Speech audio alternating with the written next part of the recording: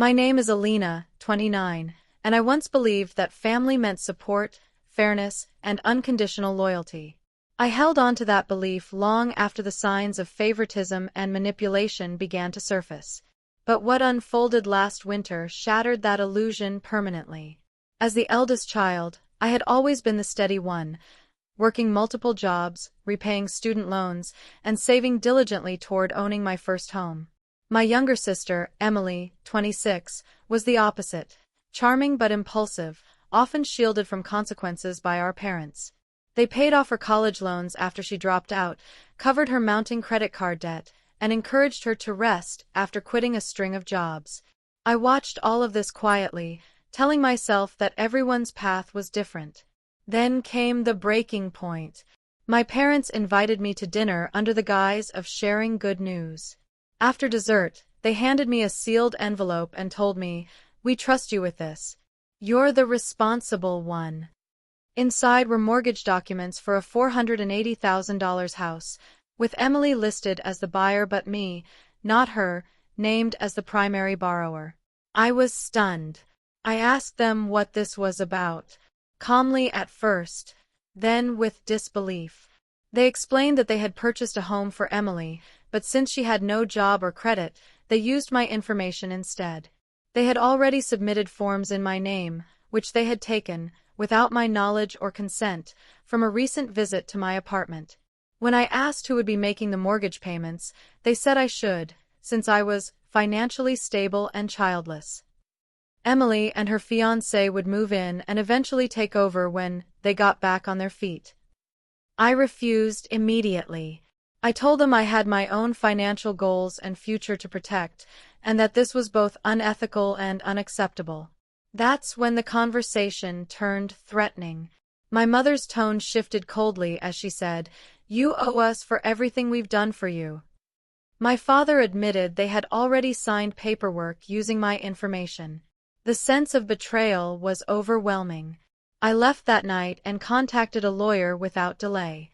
Initially, they attempted to resolve it privately through guilt, manipulation, and messages from extended family. When I still refused, they escalated. They sued me. They filed a lawsuit demanding $480,000, alleging I had verbally agreed to take on the mortgage and then backed out. What they didn't anticipate was the evidence I had gathered. I presented text messages admitting to unauthorized use of my information, emails showing I never consented, voice recordings of our conversations, copies of the falsified documents. Even more damning was a message from Emily herself that read, "Don't be crazy. Just pay it. You make enough money." On the day of the hearing, my parents arrived with relatives in tow, clearly hoping to portray me as the ungrateful daughter who had abandoned her family. But the judge saw through it.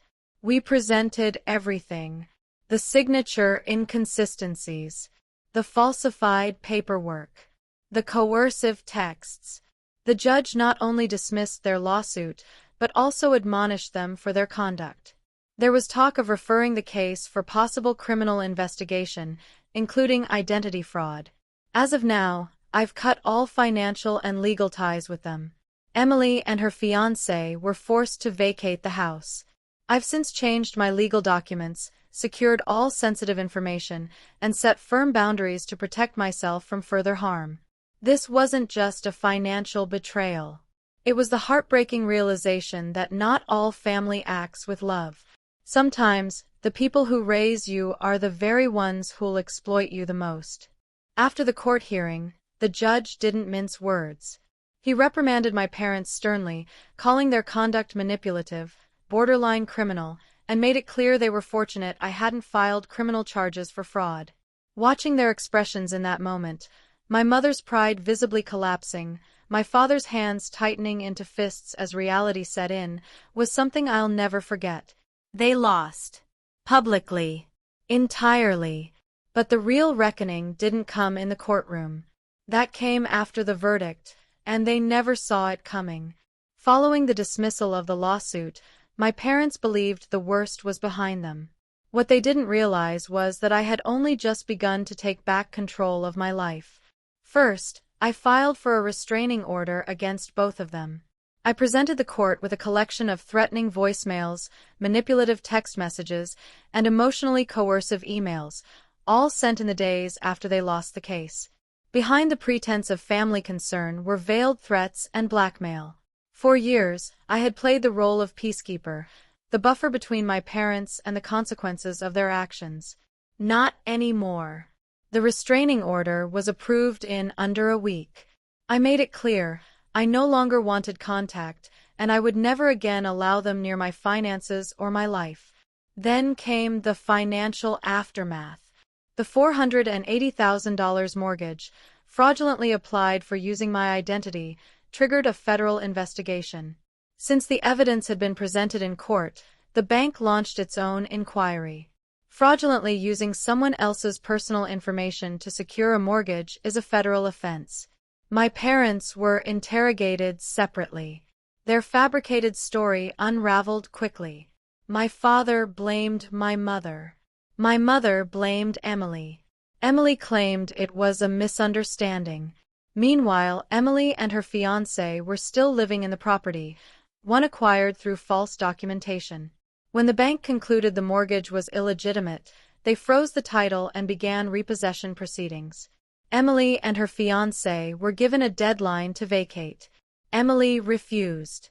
She launched into a self-righteous tirade about her entitlement to the house, claiming victimhood and accusing me of betrayal. She even recorded a video in the empty living room, crying and denouncing me publicly, tagging relatives to fuel the narrative. What she failed to notice. The video clearly showed foreclosure notices and bank documents on the door, proving the home had never legally belonged to her. She was evicted 2 weeks later. I didn't stop there. I sent a detailed account of everything that had occurred to the extended family members who had criticized me, those who'd called me cold or accused me of tearing the family apart. Attached were copies of the court ruling, screenshots of threatening and manipulative texts, a photograph of the forged signature used on the mortgage application. I laid out the facts plainly. Some apologized. Most went silent. But a few, my Uncle Daniel, cousins on my mother's side, my godmother, reached out in support. They hadn't known how far things had gone. They commended me for standing up to it all. I didn't feel heroic. I felt drained. But I also felt something new, free. For the first time, I wasn't absorbing the dysfunction. I was dismantling it. Then came the final blow. A college friend, now a journalist for a mid-tier media outlet specializing in legal and family disputes, reached out. When she heard my story, she asked if I'd be willing to share it publicly. I did. With names redacted and documents sanitized, I told my story, from the initial betrayal to the legal fallout and emotional devastation. The article ran as a feature, and it went viral. The headline was damning. The public response was swift. Social media users tracked down my parents' profiles and left scathing comments. Emily deleted all of her accounts. Her fiancé left shortly after the article's publication. Apparently, involvement in a fraud scandal is no longer appealing. My parents attempted to reclaim the narrative, accusing me of violating the family's privacy. To which I responded, "You tried to steal $500,000 and my autonomy. You don't get to talk about betrayal." Since then, I've moved to a new apartment, changed jobs, and surrounded myself with people who value the real me, not the version my parents attempted to mold or exploit. I've begun to breathe again, without the burden of their guilt, manipulation, or twisted definition of love. Last I heard, my parents sold their home and relocated to a smaller town. Emily moved back in with them, trying to pick up the pieces. But that is no longer my concern. They taught me many things, not about love but about limits. That love without respect is control. That blood does not guarantee loyalty. And that sometimes, walking away is not cruelty, it is self-preservation. They believed I would fold under pressure, that I would fall back into line, pay the debt, carry the guilt, and remain the obedient daughter. But this time, I didn't bend. I burned the bridge, and I smiled as it turned to ash. They entered that courtroom thinking they had cornered me. But by the time the judge was done, they weren't just defeated, they were terrified. Because for the first time, they saw me not as their daughter, but as the reckoning they never imagined coming.